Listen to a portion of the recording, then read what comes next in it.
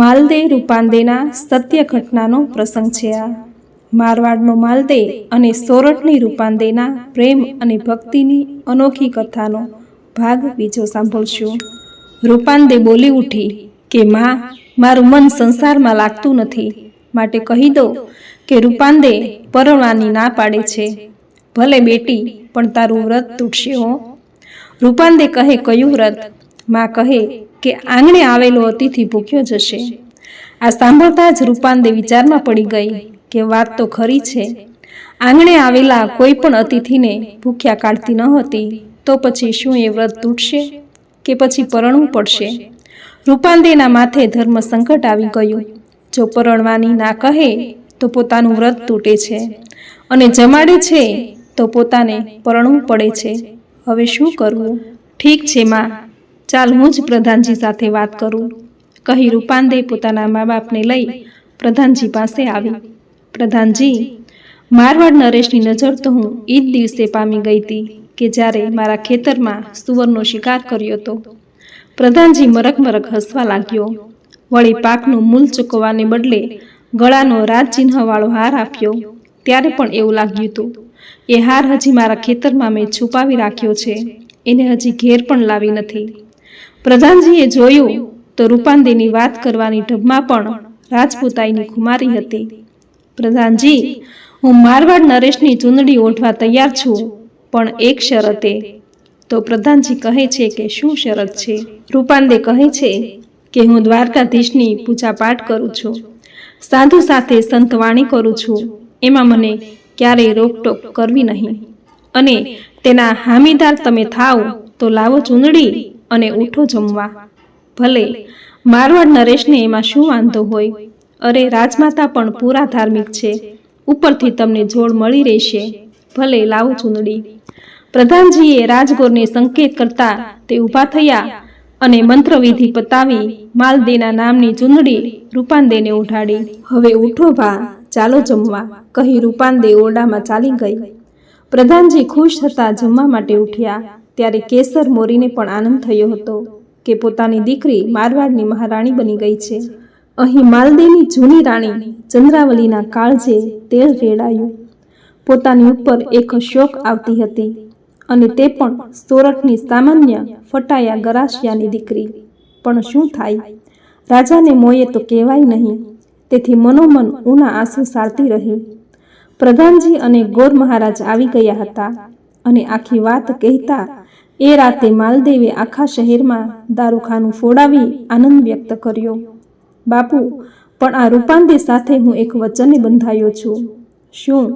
રૂપાંદે કાળિયા ઠાકરના ભક્ત છે, અને તેમાં તેને અટકાવવા નહીં, સંતવાણીમાં પણ જવા દેવા.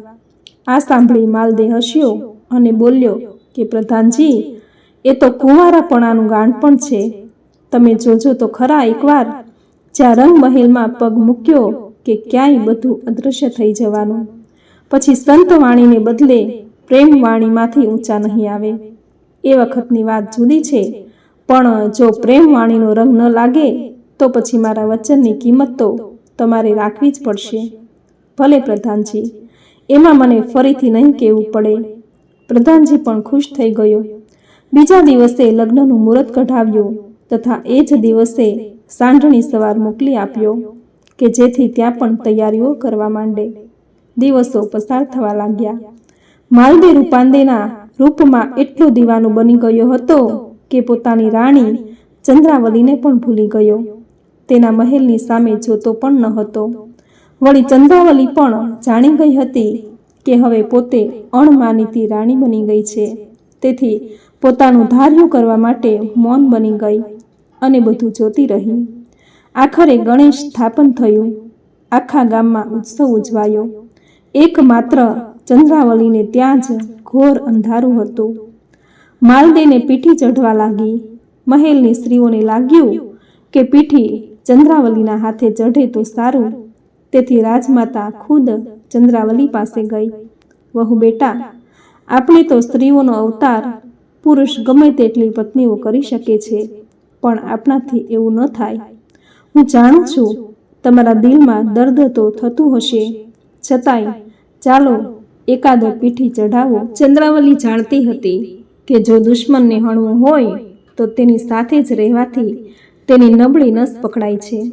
તેથી ઊભી થઈ અને ફિક્કું હસીને બોલી કે રાજમાતા, મને એવો કોઈ અફસોસ નથી. મહારાજ ભલેને 10 રાણીઓ લાવે, પરંતુ જ્યારથી રૂપાંદે સાથે સગપણ થયું છે ત્યારથી એવો અહીં આંટો મારવા પણ આવ્યા નથી. હોય ચાલ્યા કરે, પણ તેથી તમે થોડા મહારાણી મટી જવાના છો. માટે ચાલો. ચંદ્રાવલી રાજમહેલના ખંડમાં આવી. માલદેને હતું કે ચંદ્રાવલી ભાગ્યે જ આવશે, પણ તેને આવતી જોઈ મલકાયો. ચંદ્રાવલીએ માલદેને પીઠી ચોળવા માંડી. માલદેવે વાત ઉપાડી કે રાણી, તમે તો રીસાઈ ગયા લાગો છો. નારે મહારાજ, રીસાયા તો તમે છો કે રૂપાંદે સાથે સગપણ થતાં જ મારા ઓરડે આવવાનું બંધ કર્યું છે. એ તો લગ્નનો આનંદ છે, અને ખરું કહું તો એ ભક્તાણીનું રૂપ મને ખૂબ ગમે છે, તેથી જ પરણવું છે. પણ જો ભક્તાણું નહીં મૂકે તો કદાચ એને જ હું જુદો ઓરડો આપી દઈશ. ચંદ્રાવલીના દિલને થોડીક રાહત થઈ. વળી તેણે મનોમન એ પણ નક્કી કરી નાખ્યું કે તે તો રૂપાંદેને પોતે વધારે ભક્તિભાવમાં ખૂંચાડશે કે જેથી પોતાનું સ્થાન કાયમ માટે જળવાઈ રહે. પીઠીઓ ચોળાઈ ગઈ. માલદેએ પોતાનું ખાંડું તૈયાર કર્યું અને પ્રધાનજીને આપતા કહ્યું કે લ્યો આ ખાંડું, અને ઉપડો, ઝટ પાછા આવજો. અહીંનું તો હું તૈયાર કરી રાખીશ. માલદે પીઠી ભર્યો મારવાડમાં રહ્યો અને પ્રધાનજી લાવ લશ્કર સાથે સોરઠમાં આવ્યો. કેસર મોરીએ ખૂબ ધામધૂમથી ઉત્સવ મનાવ્યો. ખાંડાની સાથે 3 ફેરા ફરાવ્યા તથા પોતાની તાકાતથી પણ વધારે કર્યાવર આપી રૂપાંદેને સાસરે રવાના કરી. રૂપાંદે રડતી આંખે સૌને મૂકી મારવાડ તરફ ઉપડી. મારવાડ દેશે જોધપુર ગામ, માલદે રૂપાંદેના હુવા મુકામ. ધમધમ ઘોઘરા વાગતા વેલડું હાલ્યું જાય, રૂપાંદે બેઠા વેલડે માલદેને મળવા જાય. અહીં માલદે તો વારંવાર પોતાના મહેલની અગાસી પર ચઢી સોરઠના માર્ગ પર નજર નાખે છે. ક્યાંક પોતાની રૂપાંદેનું વેલડું દેખાતું નથી. તેનાથી તે ઊંચો નીચો થઈ ગયો છે. તેના ખવાસો પણ આ જોઈ મનમાં મલકે છે. એક બટક બોલીથી તો ન રહેવાયું અને બોલી ઉઠ્યો કે બાપુ, ઢોલિયો ઢાળી દો. હા હા, જટ જા, હમણાં થાકેલી રૂપાંદે આવશે. માલદેને એ પણ ન સમજાયું કે પોતાનો ખવાસ મશ્કરીએ ચઢ્યો છે. એ તો બસ એના તાનમાં જ હતો. ઊંચી મેડીએ ઉતર્યો મારવાડનો માલદે, ક્યારે આવે રૂપકડી સોરઠની રૂપાંદે. એક એક ક્ષણ હવે માલદે માટે યુગ જેવડી બનવા લાગી. બપોર નમી ગયો, સાંજ પડવા આવી. ત્યાં વાવડ મળ્યા કે બાપુ, વેલડું આવી ગયું છે. આ સાંભળતા જ માલદે આનંદમાં આવી ગયો. ક્ષણ માટે તો તેને થયું કે પોતે જ સામે જાય અને રૂપાંદેને વેલડામાંથી ઉતારી પોતાના ઘોડા પર બેસાડી ઝડપથી મેલમાં લઈ આવે. પણ તે લાચાર હતો. તેનાથી આ રીતે જવાય નહીં. લોકોમાં એની મારવાડપતિની કિંમત ઘટી જાય ને. માલદેની જૂની રાણી ચંદ્રાવલી અંદરને અંદર સળગી રહી હતી. પોતાના ઉપર શોક આવતી હતી. એને કોણ સહન કરી શકે કે ચંદ્રાવલી પણ એક શોકનું સાલ સહન કરી શકી નહીં. રૂપાંદેને અલગ ઓરડામાં ઉતારો આપવામાં આવ્યો અને ત્યાં જ લગ્ન મંડપ બાંધવામાં આવ્યો. લગ્નની તડામાર તૈયારી થવા લાગી. એ વખતે માલદે પાસે તેની મા આવીને બોલી કે રાજકુમાર, તું નવી રાણી સાથે પરણે છે તો ખરો, પણ તારી જૂની રાણી ચંદ્રાવલીને ભૂલતો નહીં. એને જઈને રૂબરૂ મળી આવ અને એને બોલાવી લાવ. માલદે હસ્યો કે માં, તમે મને મળવા જવાનું કહો છો એટલે જઈ આવીશ, પણ મને લાગે છે કે એ નહીં આવે. એ આવે એમાં તારી શોભા રહેશે. એને પણ શોકનું સાલ હશે, છતાં એ મારવાડની રાજપૂતાણી છે. માલદે જાણતો હતો કે પોતાની માતા સામે પોતાની કોઈ દલીલ ચાલવાની નથી. એટલું જ નહીં, પણ રાજમાતા કહે એ કરવું જ પડશે. તેથી તે બોલ્યો કે ભલે માં, હું જઈ આવું. કહી તે રાણી ચંદ્રાવલીના મહેલે ઉપડ્યો.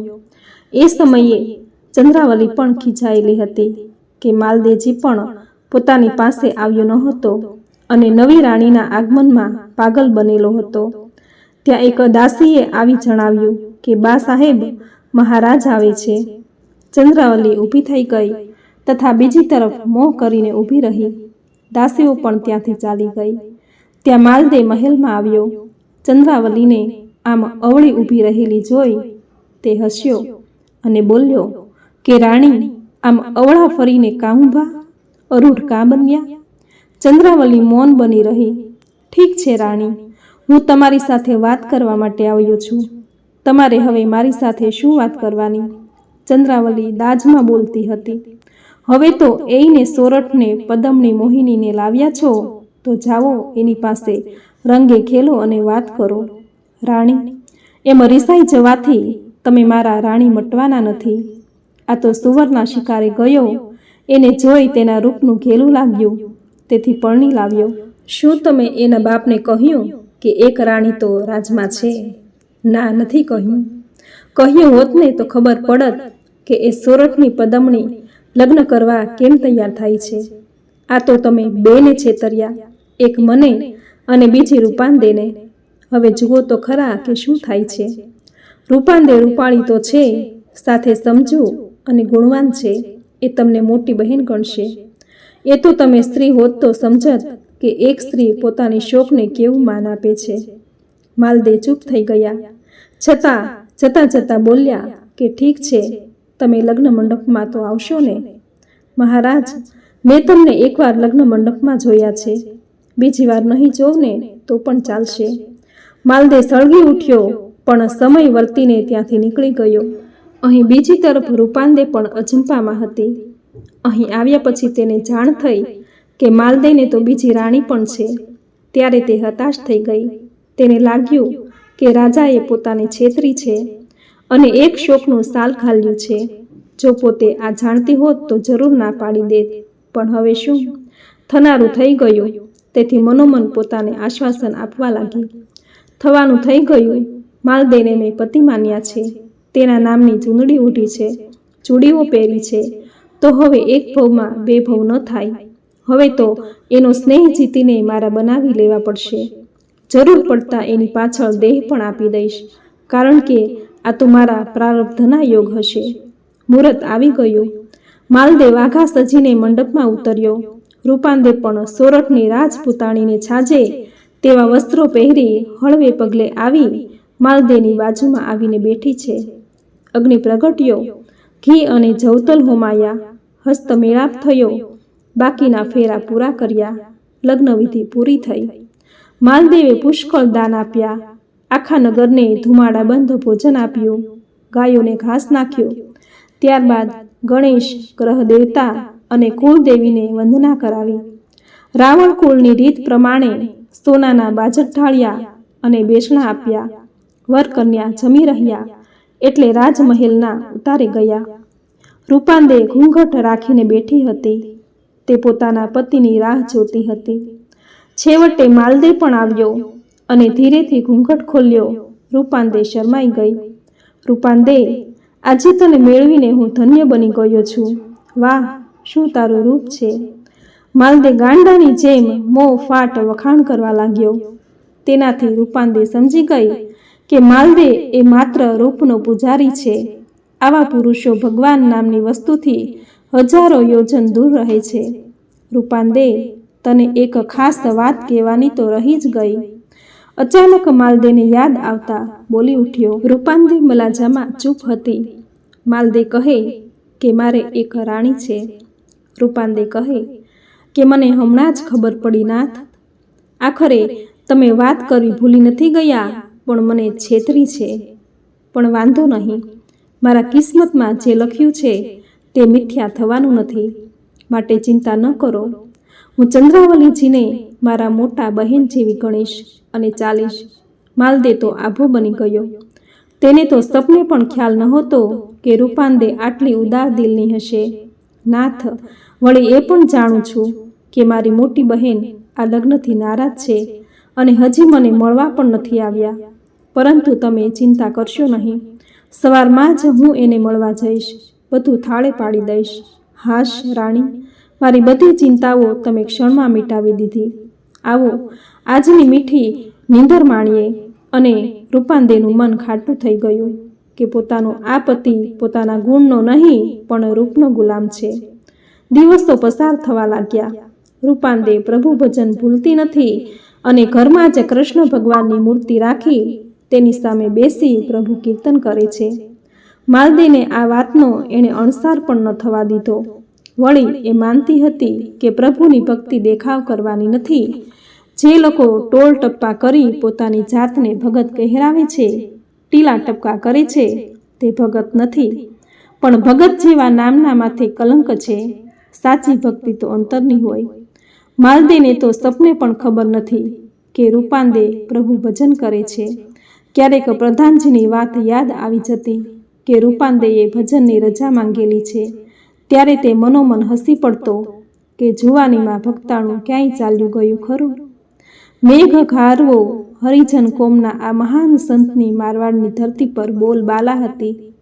આ સંત મહાત્મા જ્યાં જતા ત્યાં ગામના પાદરે જ પોતાનો પડાવ નાખતા અને સૌ ભક્તોને વાયક પહોંચાડતા. રાતે સૌ આવે, આખી રાત સંત વાણી થાય, પરોઢે પ્રભુ પ્રસાદી થાય, એ લેવાઈ જાય, પછી સૌ પોતપોતાની ઘેરે જાય. એ મેઘ ધારવો પોતાની સંત પ્રસાદી સાથે જોધપુરમાં આવ્યા અને ગામને પાદરે પડાવ નાખ્યો. ત્યારે એક ભક્ત બોલી ઉઠ્યો કે બાપજી, આ નગરમાં એક ભક્ત એવો પણ છે કે જેની કોઈને ખબર નથી. વાહ, આ તો ઉપરવાળાની કરામત છે. જે દેખાય છે તે નથી અને જે દેખાતું નથી એ છે. ગુરુજી હસ્યા.